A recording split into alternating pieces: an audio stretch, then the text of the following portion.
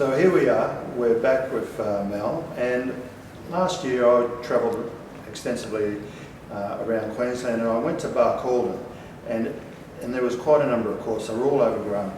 Now Mel, you have an interesting story to tell about Barcaldine and the tennis centre there. Yeah, well, I used to go there quite every year for a number of years with this Tennis in Schools program put on by Tennis Queensland, and they had very nice tennis courts, wonderful courts, and they were very active. And you know, when we went there, we'd have good kids for the clinic, and then when we played the exhibition with the two players, what I had, and we'd always get the local ones involved, oh, they'd have a big crowd there.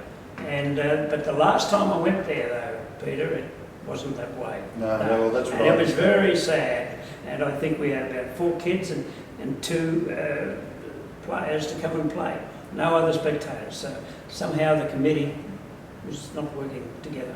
And it's one of the things with the Frew Park development. I'm hoping that it ends up being like a leading light, not only for tennis tourism throughout the world, which it will be with tennis in here, but also bringing back some of that magic that it used to be. Because when I was talking to Daphne Vanker, we really spoke about the fact that, well, Milton used to be a bit like the Echo, where everyone from the country came down to Brisbane, went to the institution, which was Milton or Echo, practiced their tennis, met people from all over the state, and then went back to their home country town and then helped tennis flourish throughout the whole of Queensland. I'm hoping that Frew Park takes on that role again. Well, I think you'll find that a heck of a lot of people will go along and see what's been done, and I think it's going to be just fantastic, because back in those days, you talk about the exhibition, and Tennis Queensland always put on a tennis tournament. We used to have an interstate match against New South Wales, and then a tournament. At the same time as same time, and of course you'd get a lot of the country people who were always keen on tennis. They'd come out and watch it, and then we'd have good crowds. Yeah, that's another piece of history. Yeah. Oh yes. So it was great. They used to have Jeff Brown and Adrian Quist back in those days, and it was fantastic. It's the reason I love doing this YouTube, to learn so much. And with that, we'll say good morning again.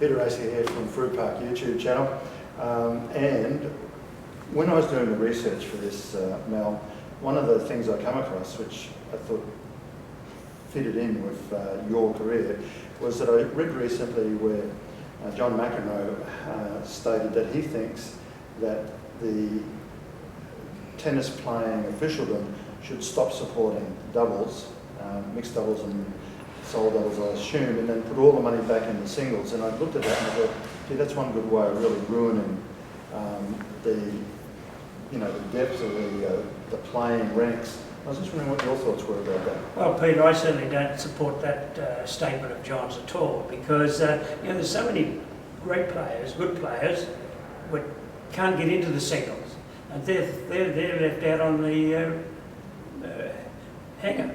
And I think doubles, people love to see doubles.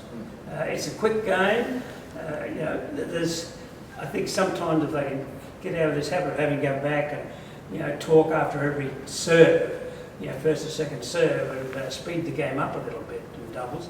But I certainly don't agree to cut it down at all. Because they're only 2 out of 3, and even the third set now is just a super tiebreaker, which is good. But the people love, if you get a good doubles match and they come out and they'll talk about, oh, look at the reflexes and the quick rallies and all that. I noticed the reason why it grabbed my attention was the fact that I know that there's more buzz around the doubles games at the Brisbane International here than what there is sometimes on the main arena. And I'm thinking to myself, it just didn't make sense to comment. No, well, doubles is a great game, and also too, everyone plays doubles, in the club and that. So it's good to have people come along and they can learn something, maybe what to do when they go back to their club and play. So I knocked that on the head. I don't know why McEnroe said it, because he was a good doubles player too, very good doubles player. Well, he was still playing in the Masters. I just hope that they don't cut out the doubles at all. Oh, time will tell. Now, just to wind this YouTube up, Can you just recollect what the best doubles major win was that you had experience with? Well, I guess 57, Ash and I, Ashley Cooper and myself, winning the French without losing a set, was the next good one. And then John Newcombe and I, we won the Australian in 73, which I was very happy to do so. And a lot of years between those drinks. There was, yeah. Yeah, well, and Rod and I, as I mentioned earlier, we gelled in very well as a doubles team. I think you've got to let your player play the way he wants to in doubles, and instead of saying, oh, chip this one back or lob this one, you just got to let them play their own game where they're very comfortable and relaxed at. And Rod certainly, if you gave him just the lead to say, go ahead and do what you want to do, he was unbelievable. He set up so many things for you, when I was at the net, I could do. I think there's a real art to good doubles play, good mixed doubles. And that's the reason why, the career of Ken Fletcher, I never understood why so many people overlooked the greatness of it, because the greatness was plainly on show in the doubles games that he so obviously won. Yeah, well, also playing for your partner. But see, Ken Fletcher had one of the best forehands, even in today's play. He had a fantastic forehand, and he served solidly and he volleyed very well. And he was just so tough, particularly in mixed doubles. Once he got around to hit a forehand, the poor old lady on the other side really didn't know what to do, because he could hit it well, hard, but down at their feet, and because they had to volley up, and he'd follow that in, and that's why he was a better player than what he gave himself credit for. Ken, if he'd have just really got into it, he could have done very, very well. Well, he did, as it is, don't get me wrong, but could have done better. The times have marched on, and we've now got Ken Fletcher Park. Yep. Great asset for Queensland. Oh, it's fantastic. We've got such great history, which you people are doing, and it's fantastic. And with that, we'll say good morning and thank you. Thanks, Peter.